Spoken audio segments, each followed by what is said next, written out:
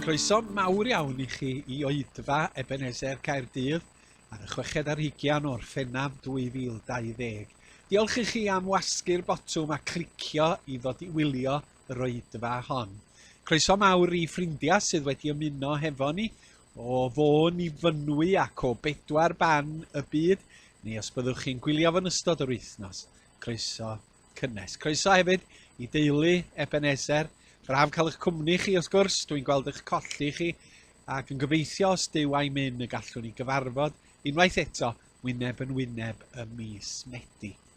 Cyn I ni symud ymlaen, dwi eisiau deitha chi ar ddiwedd y gwasanaeth fod 'na gymyn, felly rhowch hwn ar pause a gewch chi chwilio am ddarn o fara a diod fel yn bod ni'n gallu cymuno hefo'n gilydd yn y diwedd. Eisiau nodi un peth yn arbennig hefyd.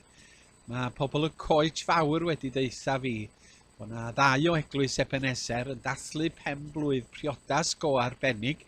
Dwi'n cyfeirio at Malcolm a Jean Thomas bydd yn dathlu priodas y Ddiamond ar y 6 o Awst. Felly Malcolm a Jean, llongyfarchiadau mawr iawn I chi ar gyrraedd y garreg filltir arbennig hon. Mwynhewch y dathlu a phob dymuniad da i'r dyfodol. Dewch I ni gydweddio. Arglwydd da ni yn plygu Gerdyfron di ar gychwyn y gwasanaeth hwn, ac yn gofyn am nerth yr ysbryd glân I dyfoliannu di yn llawen ac yn llon ac yn ystyriol.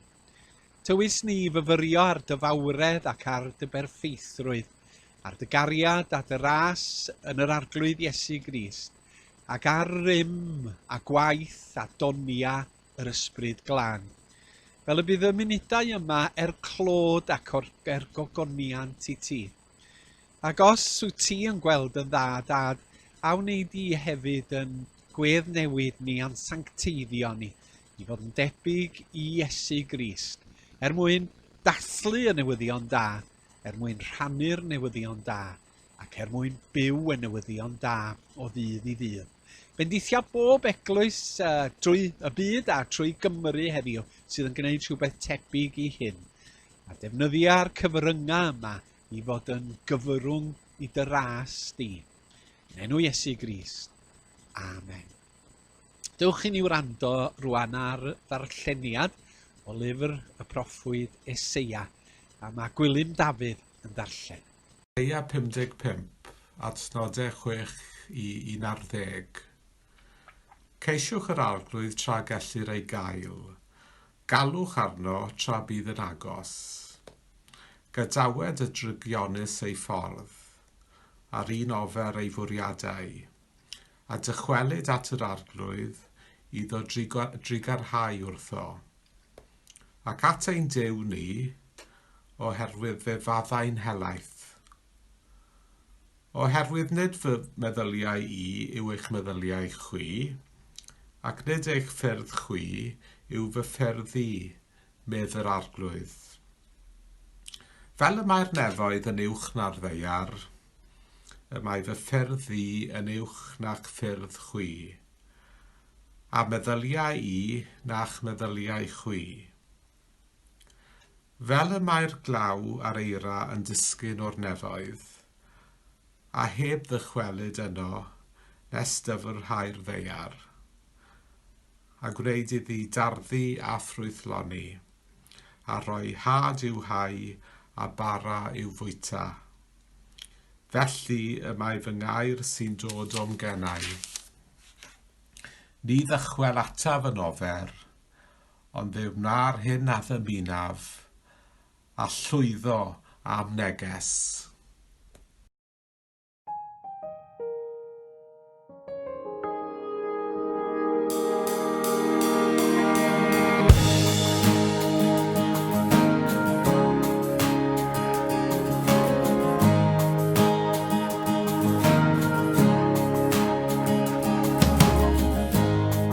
Dwi wedi bod yn dilyn y byd a addewidion, ond dim ond ti sydd yn bodloni y gwagle yn fy nghalon. Dwi'n dal ymlaen I ymladd I geisio cael fe wyllus I. Ond dim ond pan dwi'n rhoi fy mywyd y bydda fi'n ei ffeindio hi. Deled y deyrnas Neler dy ewyllus. Dwi'n ildio fo hyd ti. Dwi'n ildio fo hyd ti. Dwi'n ildio fo hyd ti. Yes I gris.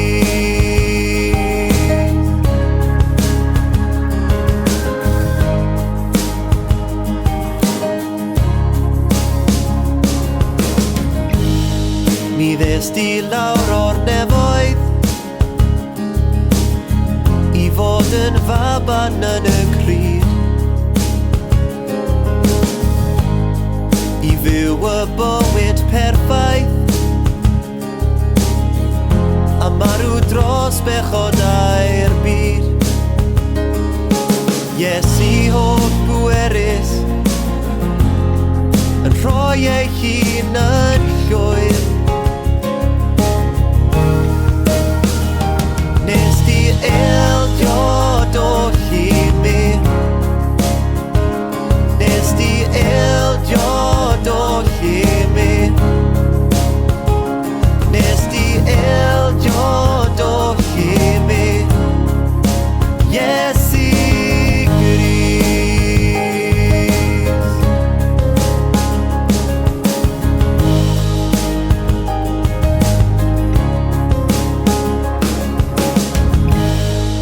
Mi roddais di dy fywyd,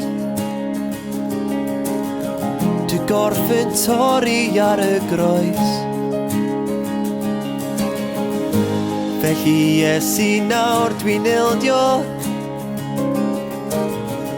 dilynaf di am weddill foes. Dwi'n ildio fo hyd ti.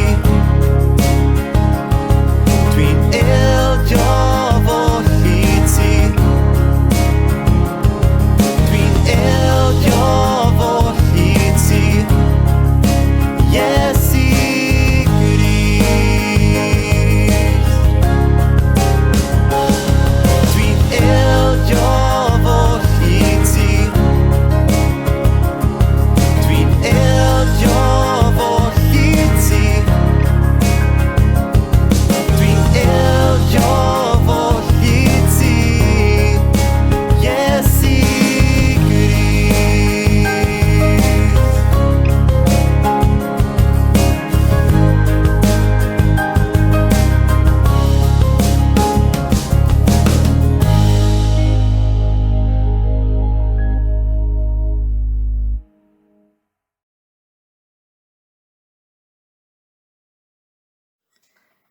Canis yr ymadrodd am y groes i'r rhai colledig yn fydrwydd yw. Eithyr I ni'r rhai cadwedig, nerth Duw ydyw.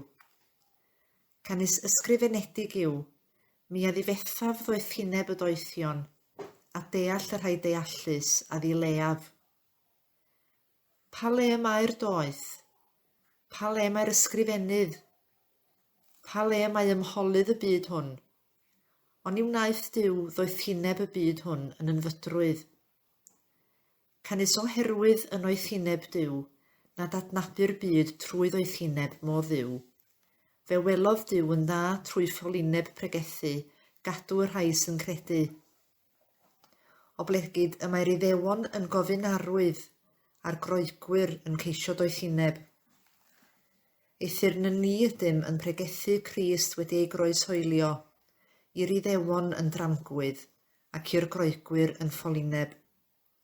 Ond iddynt hwy y rhai a alwyd, Iddewon a groegwyr, yn Grist gallu Duw a doethineb Duw.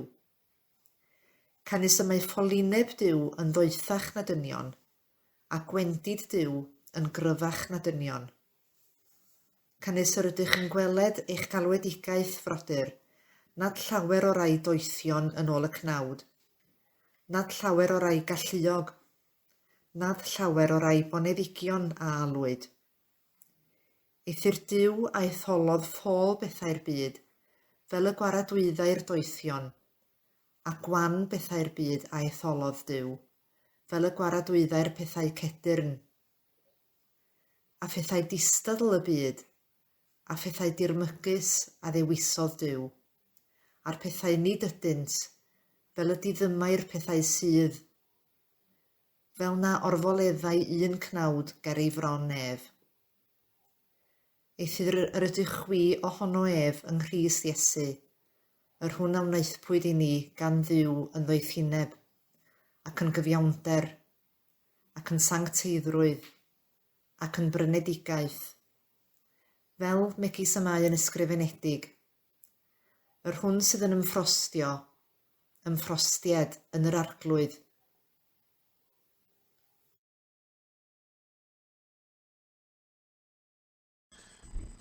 Yn y munud mi fyddwn ni yn cymuno hefo'n gilydd, a Iesu Grist wrth gwrs oedd wedi gorchymyn i'w ddilynwyr i weinyddu y sacrament yn gyson mwyn cofio amdano. A chofio amdano fo mewn cyd-destun arbennig, sef yng nghyd-destun i farwolaeth arbennig. A beth sy'n wych am y cymyn, un o'r pethau, ydy fod o'n dod â ni yn ôl at y sylfaeni'r ffydd Gristnogol, y man cychwyn. Oherwydd, da ni'n rhwydd yn gallu mynd ar ddisberod, da ni'n gallu mynd i bob math o gyfeiriadau a trafod bob math o bethau, ond mae'r cymyn yn dod â ni yn ôl at y glo man, at y gwreiddyn. A dyna dwi'n awyddus i ni wneud yn ystod y munudau nesaf cyn i ni gymuno hefo'n gilydd. Pan o'n i'n hogyn bach flynyddoedd maith yn ôl, mi yna nifer o emynau poblogaidd yn Ysgol Sul Pendref, Bangor, ac un sy'n troi yn ymhen weithiau di'r un oedd mewn rhaglen cymanfa ganu, dring i fyny yma, dring, dring, dring. Ond un arall boblogaidd oedd emyn gan Elfed, yr Oen Duw, o canwn ei glod ynghyd.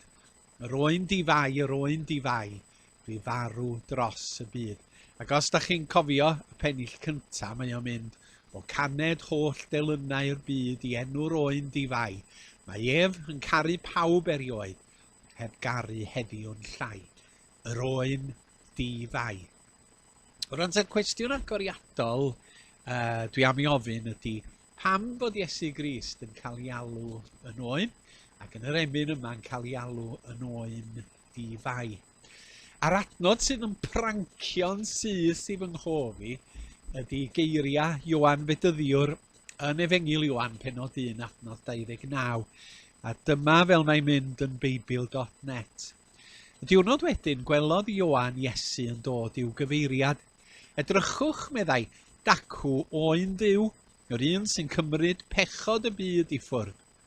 Dyma'r dyn ddywedais i amdano. Mae un sy'n dod ar fôl i yn bwysicach na fi. Roedd yn bodoli o mlaen i. Doedden nhw ddim yn gwybod mai fe oedd yr un. Ond dwi wedi bod yn bedyddio a dŵr mwyn i Israel ei weld e. Ioan Fedyddiwr yn dweud, wrth weld yr Iesu, dyma Oen Duw sy'n cymryd ymaith bechod y byd. Dyma i ddisgrifiad o. Ond pam bod Ioan yn galw Iesu yn oen ac yn Oen Duw? Mae yna lwyth o gyfeiriadau Beiblaidd at wyn a defaid a bugeiliaid. Ond dwi am fynd â chi nôl yn sydyn reit i ddechrau y Beibl ac at gyfeiriad penodol iawn yn llyfr Exodus yn y 12 bennod. Lle mae gwyl y Pasg yn cael ei sefydlu gan yr Iddewon. A mae'r digwyddiad yma yn cysylltu Iesu, gwyl y Pasg, a'r cymyn hefo'i gilydd. Mae'r Iddewon yn parhau i ddathlu gwyl y Pasg, a maen nhw wedi gwneud hynny ers miloedd o flynyddoedd. A mae gwreiddiau y Pasg yn ôl yn yr Aifft ac yn hanes Moses, a Duw yn dewis Moses i ryddhau i bobl oedd yn gaeth weision o'r Aifft. Ac yn Exodus 12, da ni'n cael yr hanes yma. Y Pasg cyntaf. Gwledd y Pasg yn cael ei sefydlu ar y noson cyn i'r Iddewon gael ei ryddhau o'i caethiwed yn yr Aifft. A mae'r wledd yn cael ei sefydlu cyn iddyn nhw gael ei ryddhau, mwyn iddyn nhw yn ystod y blynyddoedd a'r degawdau a'r canrifoedd oedd yn dilyn, gofio am ddaioni a chariad Duw tuag atyn nhw, yn trigarhau ac yn ei ryddhau nhw o'i caethiwed i'r ryddid, oedd yn arwain maes o lawr i wlad yr Addewid. Yr hyn sy'n digwydd yn Exodus 12, a dwi'n crynhoi yn y fan yma, ydy fod Oen yn cael ei ladd. A mae gwaed yr Oen yn cael ei deunu ar ddrysa tair Iddewon, fel bod y dinistrydd yn mynd heibio iddyn nhw, a bod y teuluoedd yn cael ei arbed gan y gwaed. Rwan ta, pan mae Ioan Fedyddiwr yn gweld yr Iesu, mae'n cyplysu'r Iesu gyda'r digwyddiad hwn. Wele Oen Duw, medda Ioan Fedyddiwr. A phan fu farw'r arglwydd Iesu ar groes Calfaria, roedd yr aberth nid ag arwydd o cad dros dro, ond gydag arwydd o cad tragwyddol yn ei werth, oherwydd mae Duw oedd wedi darparu'r aberth hwn ar gyfer yr holl fyd. Wele Oen Duw, medda Ioan. Duw yn ei gariad, yn rhoi ei fab yn aberth dros bobl y byd, mwyn yn harbed ni ac mwyn yn cymodi ni gydag ef. Dyma eiriau Ioan yn ei lythyr cyntaf. Gwyddwch nad a phethau llygradwy, arian neu aur, y prynwyd i chwiryddid oddi wrth yr ymarweddiad ofer a etifeddwyd gennych. Ond la gwerthfawr waed, un oedd fel oen di-fai a di-nam, sef Crist. Mi oedd yr oen oedd yn cael ei ladd ar y Pasg cyntaf i fod heb nam, i bob golwg yn berffaith, ac yn felly oedd yr arglwydd Iesu Oen Duw yn berffaith ym mhob ffordd. Ond mae Ioan yn ychwanegu y geiriau hyn hefyd, sy'n cymryd y maes bechod y byd. Wele Oen Duw sy'n cymryd y maes bechod y byd. Pam bod o'n deud hyn? Oherwydd doedd Oen y Pasg cynta mewn gwirionedd ddim yn cael ei aberthu dros bechoda pobl, ond yn hytrach i'w diogelu rhag y dinistrydd, oherwydd bod y gwaed yn cael ei roi ar ffrâm y drysa. Yn cuddio mewn ffordd rhag llyd Duw. Rwan ta mae Ioan yn deud hyn, oherwydd bod yna elfen arall i farw'r Iesu. Mi o'na lawer mwy na allwn ni fynd ar ei hola. Be di'r emyn, mae'r gwaed aredodd ar y groes oes i'w gofio. Rhyf i'w tragwyddoldeb llawn i ddweud yn iawn amdano. Mae Iesu, fel Oen Duw, wedi marw dros ein pechoda ni. Cofiwch, dwi wedi sôn gymaint o weithiau, na'n cyflwr ni ydy pechod, nid cyfres o weithredoedd. Da ni gyd yn bechaduriaid, da ni'n licio cydnabod hynny, da ni ddim yn licio dweud hynny. Mae pawb yn ddiw a chan yn ffeiledig ac yn methu ac yn amherffaith. Da ni methu byw fel y bwriadwyd i ni fyw. Da ni methu byw mewn ffyrdd sydd yn plesio Duw. Ac mae'n pechod ni, yn drygioni ni, yn hanufuddod ni, yn gwahanu ni oddi wrth Duw. Fel nad oes na wir gysylltiad rhyngon ni a Duw ei hun. Mae o fel wal ddur, ddu, dywyll rhyngom a Duw. A does ganddo ni ddim ffordd i dreiddio drwyddi. Mae rhai o'n hen emyna ni yn cyfleu hyn hefo dwyster mawr. Meddyliwch am emyn Thomas William Bethesda'r Fro, dim yn bell o fama yng Nghaerdydd. Medda Thomas William, wrth flaen o ddiw, rwy'n dyfod gan sefyll o hir bell. Pe chadur yw fenw, ni fedda fenw gwell. Trigaredd rwy'n ei geisio a'i cheisio eto wnadd. Trigaredd i mi dyro, rwy'n marw onis car. Mi glywais gynt fod Iesu a'i fod felly nawr yn derbyn pyblig canod a phechaduriaid mawr.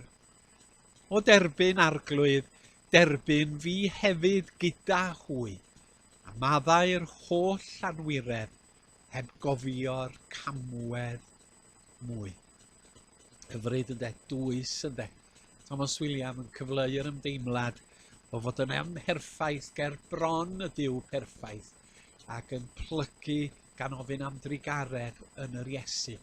A'r hyn wnaeth yr Iesu oedd cymryd yn pechod ni ar ei ysgwydda perffaith o'i hun a marw y farwolaeth y dyla ni fod wedi marw, a derbyn y gosb y dylia ni fod wedi ei derbyn. Fel yn bod ni drwy gredu a rhoi yn ffydd ynddo yn cael maddeuant i'n holl bechoda ac yn cael bywyd newydd a rhyddid. Mae'r peth yn rhyfeddol yn cariad a gras Duw tuag ata ni.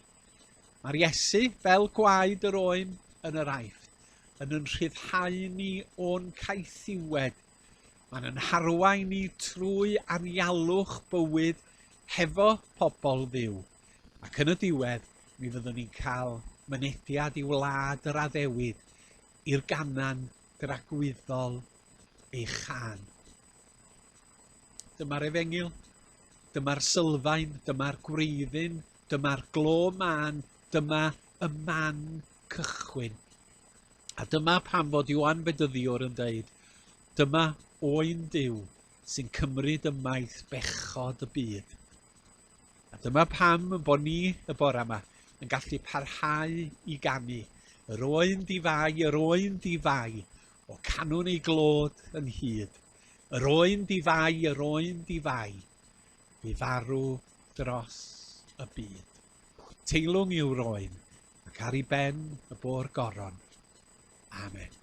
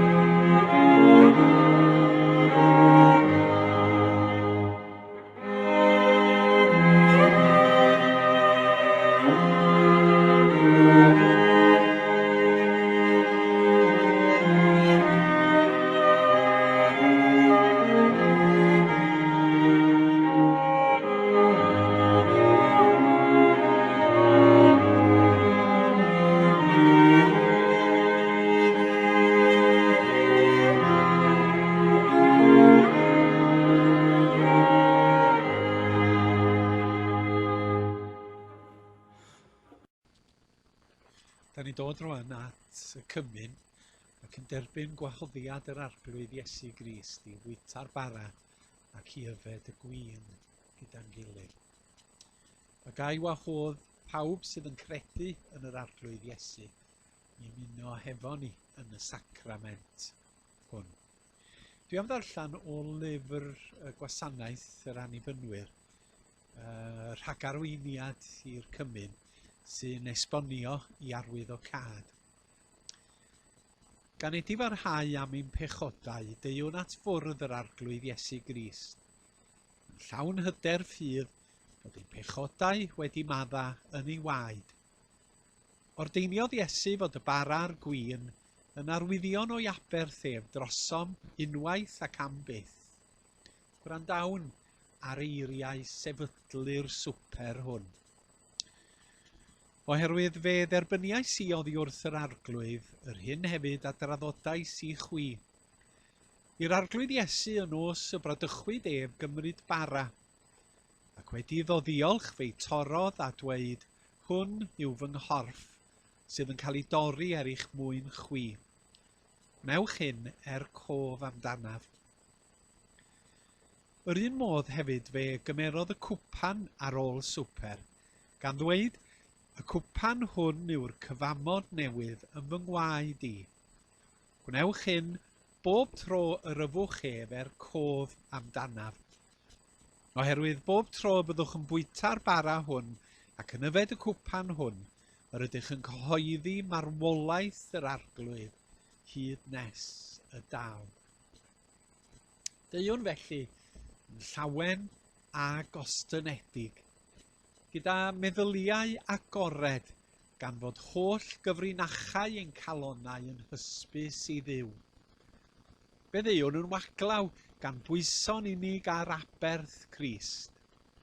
Deuwn mewn ffydd at ein gwaredwr, oherwydd ynddo ef tosturiodd wrthym ni gan ei draddodi drosom ni. Ynddo ef caiff y gwan nerth, y lles gadfywiad, y trist diddanwch, diobaith hyder, a phob pechadur faddeuant. Trwy ras Crist a chariad Duw a chymdeithas yr ysbryd glân, fe nerthir i wrthwynebu cynllwynion y diafol, i drechu galluoedd y tywyllwch, ac i uno mewn moliant gyda thyrfa'r gwaredigion sydd bob amser ym mhresenoldeb Duw. Gawn ni gydweddio. Arglwydd ein Duw a thad ein harglwydd Iesu Grist. Da ni'n troi ata ti mewn gweddi wrth i ni i fyddhau i wahoddiad a gorchymyn yr arglwydd Iesu, i gymryd y bara a'r gwin gyda'n gilydd ac i gofio amdano. Da ni'n dod gyda teimlad o anheilyngdod ata ti y Duw perffaith. Da ni'n dod arglwydd gan cyffesyn a pechaduriaid a phobl amherffaith yda ni, sydd yn dy siomi di, sydd yn syrthio yn aml. Ac wrth ddod at y bwrdd, da ni am gyffesu yn holl bechoda. Da ni'n cyffesu yn bod ni'n gallu meddwl meddyliau sydd yn anaddas ac yn ddrwg. Da ni'n cyffesu arglwydd yn bod ni'n gallu dweud geiriau creulon a chas sydd yn brifo y bobl sydd o'n cwmpas ni. Da ni'n cyffesu arglwydd yn bod ni'n gallu cyflawni gweithredoedd hunanol a myfiol sydd yn niweidio y bobl o'n cwmpas ni ac sydd yn dwyllodrus. Da ni'n cyffesu nad ydyn ni'n cyflawni y gweithredoedd hynny o ddaioni a heilioni y dylian ni fod yn ei gwneud yn gyson. Cyffeswn y cwbl ger dy fron arglwydd, gan ofyn ar ei ti faddau ni yn pechoda drwy dy fab yr arglwydd Iesu Grist. Oherwydd i fod o wedi mynd ar y groes trosom ni, oherwydd fod ei waed o wedi lifo ein mwyn. Mi glywaf dyner lais yn galw arna fi i ddod a golchi meiau i gyd yn afon Calfari. Arglwydd, dyma fi, hardalwa di. Canaf enaid yn y gwaed a gaed ar galfari. Cyflwynwn arglwydd i'n teuluoedd a'n ffrindiau a'n perthnasa i dy ddwylo di. Be weddion dros y rhai hynny sydd yn glaf yn gorfforol, dros y rhai hynny sydd yn isel i ysbryd ac yn dioddef o gyflyrau iechyd meddwl. Fe gyflwynwn glodion y byd yn ei hangen ac yn ei trienni. Ac arglwydd defnyddia ni ym mhob sefyllfa ac ar bob achlysur i fod yn Grist debyg, i rannu dy gariad mewn gair ac mewn gweithred, ac i ddod at y deyrnas i'n byd. Ac yn awr da ni yn cyflwyno y bara hwn i fod i'n ffydd ni yn gorff yr arglwydd Iesu a dorwyd trosom, a'r gwyn hwn i'n ffydd ni yn waed yr arglwydd Iesu a dywalltwyd ein mwyn. Gofynnwn hyn yn enw Iesu Grist ein harglwydd. Amen. Gobeithio bod ganddoch chi bara a'r diod wrth i ni gymuno. Y bara hwn yw corff Crist a dorwyd trosoch. Cymerwch a bwytewch cof amdano.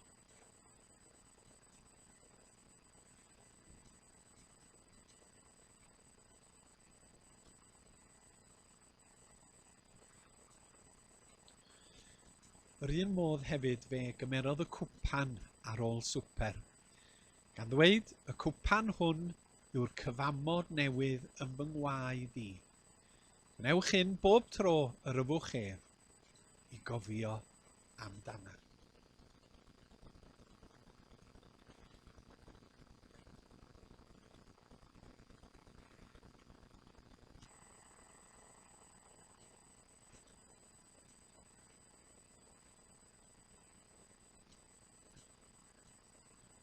Dewch i ni ganu geiriau hyfryd Mary Owen dan arweiniad Hywel.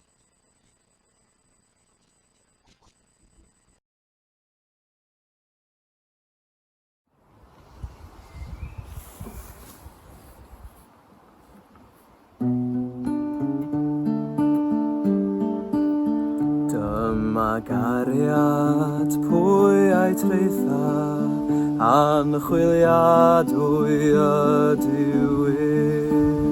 Dyma gariad yw ddyfnderoedd, byth ni threiddian efo Dyma gariad gwir fy henaid, yw holl bethau gwael y llawr. Dyma gariad na i'm gahani, anabythol wynfyd mawr.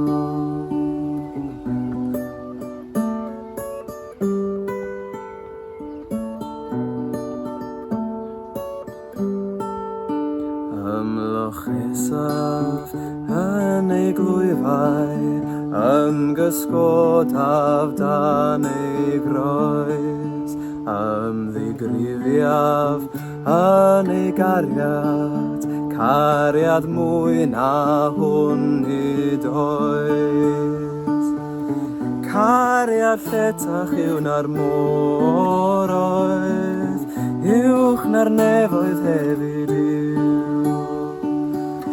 Ymddiriedaf yn dragwyddo, yn anfeidro gariad yw.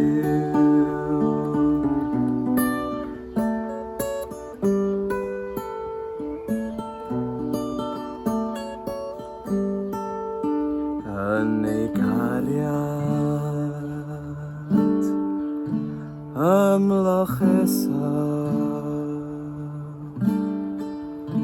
yn ei gariad, ymgysgodaf, yn ei gariad, am ddigrifiad, yn ei gariad, am ddiriedad. Cariad lletach yw'n ar môr oedd, uwch na'r nefoedd hefyd yw. Am ddiriedaf yn dragwyddo, yn anfeidro gariad yw. Cariad lletach yw'n ar môr oedd, uwch na'r nefoedd hefyd yw. Am ddiriedaf yn dragwyddo, yn anfeidrol gariad yw.